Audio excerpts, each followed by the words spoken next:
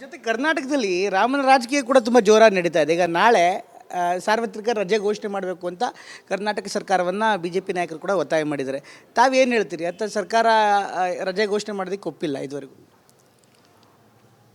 ಒಟ್ಟು ಅವರು ಒಂದು ರೀತಿ ಮೂರ್ಖತನದಲ್ಲಿ ಕೆಲಸ ಮಾಡ್ತಾ ಇದ್ದಾರೆ ಅಂತ ಅನ್ನಿಸ್ತಾ ಇದೆ.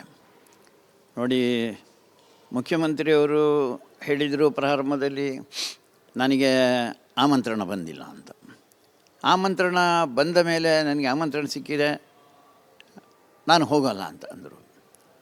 ಆಮೇಲೆ ನಾನು ಒಬ್ಬ ಹಿಂದೂ, ಆದರೆ ಆಮೇಲೆ ಹೋಗ್ತೇನೆ ಅಂತಂದರು. ಹೀಗೆ ದ್ವಂದ್ವ ಅವರ ಎಲ್ಲ ವಿಚಾರದಲ್ಲಿ ಕೂಡ. ಅದಕ್ಕೋಸ್ಕರ ಈ ದಿವಸ ರಜೆ ಕೊಡೋದಕ್ಕೆ ಯಾವುದ್ಯಾವುದಕ್ಕೆ ರಜೆ ಕೊಡ್ತಾರೆ. ಇಂಥ ಒಂದು ಅಪೂರ್ವವಾದಂಥ ಕ್ಷಣವನ್ನು ಎಲ್ಲರೂ ಆನಂದದಿಂದ ಆಸ್ವಾದಿಸಬೇಕಾದಂಥ ಒಂದು ಕ್ಷಣ.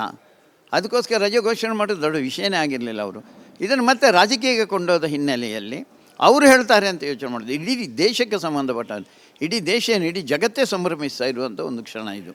ಅದಕ್ಕೋಸ್ಕರ ಇಂಥ ಕ್ಷಣದಲ್ಲಿ ಅವರು ಕೊಡಬೇಕಾಗಿತ್ತು. ಇದನ್ನು ರಾಜಕೀಯಕ್ಕೆ ಅವರು ಉಪಯೋಗ ಮಾಡಬಾರ್ದು ಅಂತ. ಅದಕ್ಕೋಸ್ಕರ ರಜೆ ಕೊಡುವಂಥ ಅನಿವಾರ್ಯತೆ ಇತ್ತು. ಅಕಸ್ಮಾತ್ ಕೊಡಲಿಲ್ಲ ಅಂತಾದರೆ ಏನು ಮಾಡೋದು ನಾವು?